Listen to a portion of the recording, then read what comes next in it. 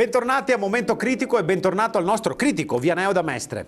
Buon cinema a tutti! Buon cinema anche a lei, Vianeo, che abbiamo scoperto essere non solo un critico cinematografico, ma anche il titolare della scuola di recitazione di Mestre, la Mestre School Oifame. La Mestre School Oifame. Ci può spiegare come si diventa un attore o un'attrice di successo? Ma bisogna studiare, bisogna avere metodo e noi abbiamo un metodo infallibile. Abbiamo il metodo Stanislavski.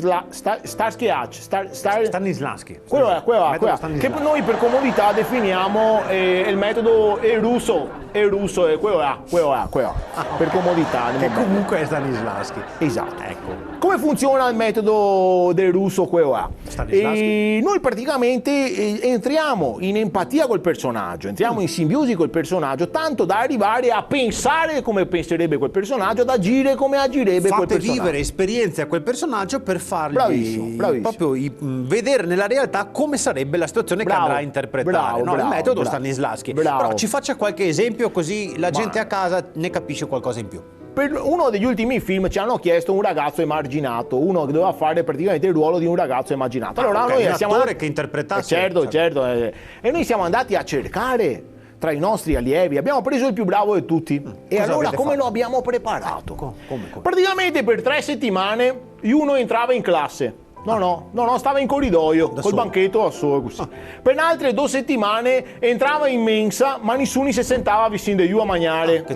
Per 3 settimane nessuno che dava neanche a mangiare, perché figurati. Si sarà intristito anche questo un ragazzo? mese e mezzo praticamente nessuno che parlava. Addirittura? Sì. Ma poi l'hanno preso per la parte? No, perché gli ho detto che già era massa sfiga.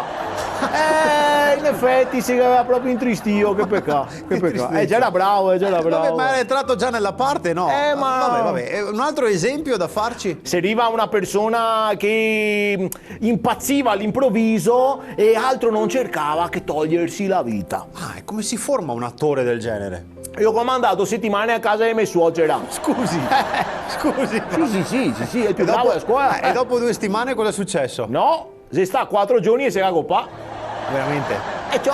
Ma mi pensavo che durasse anche a manco, sei stato tanto bravo. Mi dava al massimo 2 giorni. Sì. E comunque per il prossimo film stiamo cercando un altro ruolo. E un uomo divorato da una iena. Scusi. Abbiamo già trovato iena, manca la iena dove l'avete trovata? È sempre mia suocera, sei bravissima, sei bravissima. Va bene, quindi se qualcuno volesse inviare la sua candidatura dove mandi può pure scrivere? a oicoco@vianeodamestre.it. Va bene, e per il momento è tutto, arrivederci alla prossima puntata del Momento Critico, arrivederci. Ma sei a Copa veramente? Sono gli incertezze dei mestieri. La famosa cassa del cinema. Da morto?